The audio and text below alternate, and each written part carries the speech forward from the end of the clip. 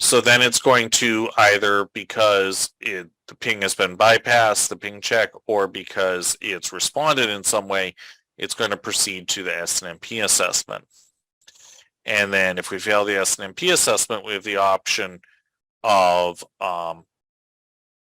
or rather, if SNMP is unavailable, we have the option of having NetBrain check the network definition table, which it will. And so, like I said, if we have devices that are CLI only, we need to specify them in the definition table ahead of time so NetBrain knows what they are. And if we don't have network definitions and we don't have any SNMP identification, then by default, discovery stops, and that's the end of it.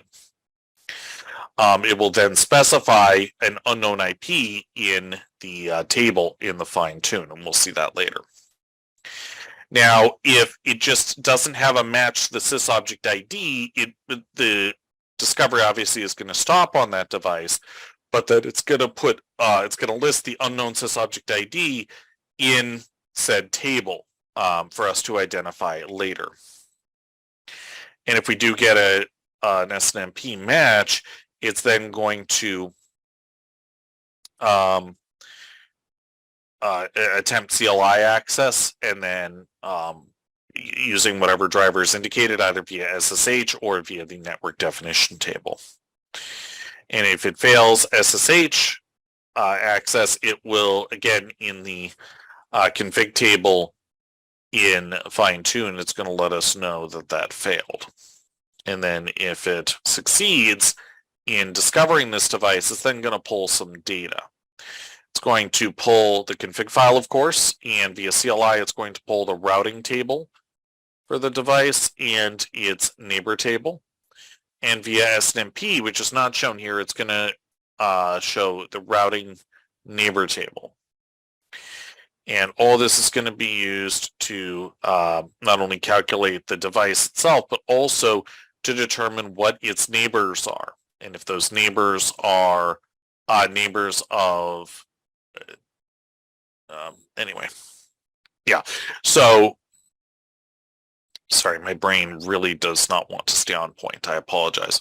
So what is the recommended discovery depth? We'll talk about that in just a second, William. But first, so the routing table, the neighbor table, or NDP table, and which NDP depends on the type of device, and then the routing neighbor table are going to be combined into a list of IP addresses that NetBrain thinks might be neighbors of this device. And then it's going to compare them against the master table for the operation. And anything that's not already on the master neighbor table gets added to it, and then NetBrain attempts to discover it. So it's going to keep neighbor walking, as we say, across the network until it has discovered everything, until it runs out of network, until it hits its license limit, or until it hits the discovery depth limit that William was referring to. Discovery depth is the maximum number of degrees of association away from the seed devices that NetBrain will go at most. So the default value is 30. The max is 255. This is one reason I do recommend that you start in the core layer of the network, because then it takes fewer discovery layers for it to start really spreading out through the network. You also want, again, at least one starting point per physical location, because sometimes the discovery does not make the jump across, say, MPLS connections and so forth very well. Sometimes it does, sometimes it doesn't. I'm not sure why. So with if you follow the best practice in terms of core and stuff, a depth of 30 will discover just about anything. The max, like I said, is 255. So in terms of recommended discovery depth, it's what you're attempting to do, William.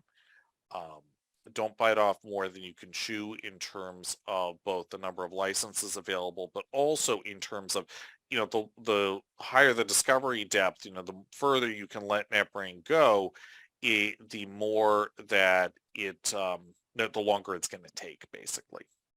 So hopefully that is some sort of answer for you. So when in doubt, leave it on 30.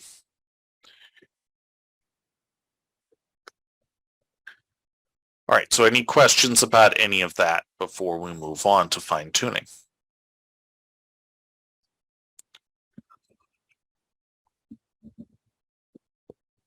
Oh my God. If I'd realized how messed up my brain was, I would have tried to take a nap prior to class.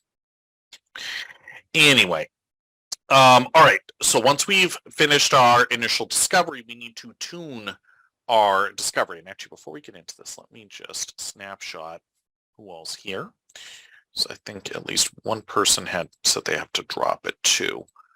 So, all right, that's everybody who's here. So now I have that for when I mark attendance later. Okay. Anyway, fine tuning. Tuning discovery in NetBrain speak, or just tuning devices generally, means that we're checking that we're still able to talk to the thing and access all of its data.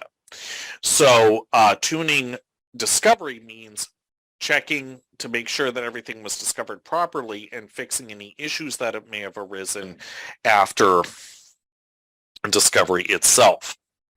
So this takes the form of a bunch of different tables where different problems and successes in terms of devices are listed. And basically after running a discovery, we need to go through and see what issues are present and then correct them and then probably run a rediscovery. Because one thing that is key to all of this is that if you have fixed something in the fine-tune section, but you haven't rediscovered the device or devices in question, you haven't really solved the problem. So that's very much a rule of thumb there. So give me just a second to blow my nose and let's take a look at fine-tune. Mute.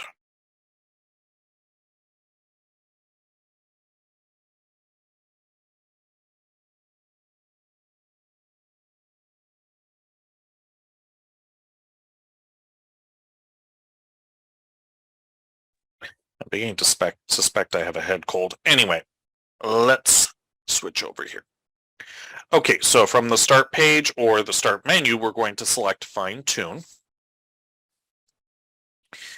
And under the live access category, these are all the things that can go wrong with discovery, essentially. So we have a number of different tables here. So first of all, CLI configured devices, so fully accessed via CLI. These are things that probably we don't need to worry about. These are devices where, as it says here, the last time we tried to pull the config file via CLI, it didn't work. So anything that's in here, either we just had a hiccup that prevented the most recent operation, or there's some sort of more general access issue to the device. A lot of the things that you find wrong in here boil down to access issues, either because credentials have changed, or the device is offline, or something like that. So anything that has not been decommissioned, if it shows up in here, we need to see, what has changed. Is there something down? Did someone change the passwords? Things like that. And then fix it if need be and retune to the device. And then if it's something that's been removed from the network, we need to remove it from the domain. NetBrain has absolutely no way of knowing if a device has been taken out of the rack or if it's simply offline. So as part of our standard decommissioning procedure for devices, we really need to remove it from NetBrain along with everything else. And if you don't have a standard decommissioning procedure for devices, develop one is my advice. And trust me when I say from my own personal experience, believe it or not, the less you do decommissioning and replacement of devices, the more valuable it actually is to have a standard procedure, because then if you're doing it very rarely, a procedure very much helps the, oh goodness, how do I do this again, syndrome that I always get, at least in my last job. So there's that. And then under SNMP configured devices, so these are devices that are answering to SNMP but not but not to CLI. So anything that we know just doesn't support CLI, or doesn't support CLI, should be fine. So check in, make sure what these things are, and if there's a device that should be CLI accessible but isn't, probably either we forgot to enter the correct credential set, or we put it in wrong, and we need to fix it and then rediscover. Missed devices. During initial discovery, you're not going to see anything in here. It's not possible, I'm pretty sure, because what this means is these are devices that we have discovered correctly and fully before, but the last time we tried to rediscover them, which is a standard way of making sure that NetBrain can still talk to stuff, we'll talk about that later. Well, last time we tried to rediscover it, it didn't work. And so anything that's in here either needs its credentials fixed or it needs to be removed from the domain. Next, unknown SNMP sysobject ID. These is just exactly what it sounds like. These are things where we know what the OID is, but there's no match in the table. So what we need to do is right-click, add it to the vendor model table once per string, and then say what's the type, what's the vendor, what's the driver, and what's the model number. Make sure you get the model number right, because whatever you put in here is what NetBrain's going to show you on the map, so you don't want to lie to yourself. And you can also put in the SNMP OIDs for pulling CPU and memory utilization information. That'll be used, I think, by the overall health data view, and among other things. So not necessary, but very nice to do that. And then you have the option of submitting your definition to us here at NetBrain. So if you choose to do so, we are very, very grateful, but you're under absolutely no obligation. And then unknown IP. These are things that NetBrain thought might have been something, either because they responded to ping during a range discovery, or because NetBrain thought that they might be a neighbor of a particular device, and it didn't pan out. So what we see here is devices with a source device are from a seed discovery. Devices without are from a range discovery. And so again, you can either obviously find things that are supposed to have been discovered and figure out what's going on and then rediscover them, or if it's a device that we just don't want to deal with because it's not a real network device, or we don't want it or anything, we can actually move them to the do not scan list and then remove them from the table. But if there's a problem again, it'll go right back on the table. And then, of course, if we have any SSH fingerprint checks failed, we're going to need to generate a new key, apply it, and then go from there. So that is the short version of fine-tuning from a discovery. So as soon as the discovery is done, or as soon as you're available after it's done, you want to come in and take a look at the results and correct them, if even to the point of running additional discoveries, perhaps specifically limited discoveries if need be.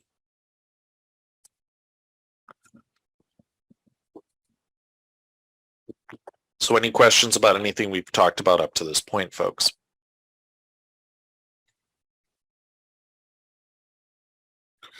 All right, so some other things that are lumped here under fine-tune.